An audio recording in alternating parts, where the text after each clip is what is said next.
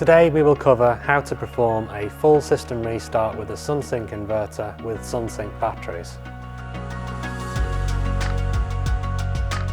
Hybrid inverters have three primary power sources: DC from the roof, solar power, the battery power at DC once again, and AC power coming from the grid. Sunsynk have a specific power cycle order to follow. This is the process. The first step is to turn off the AC isolator. Then we press the on-off button on the side of the inverter. We then turn off the battery. Finally, the solar is then turned off with the built-in DC isolator on the inverter. Once the system's fully powered down, no lights will be visible on the inverter.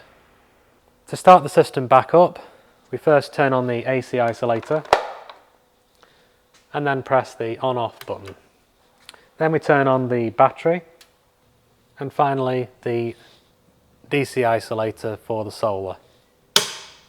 The lights for the DC and AC will be illuminated if voltage is present from both the grid and also from the solar panels. So at night, for example, the DC light will be in the off status.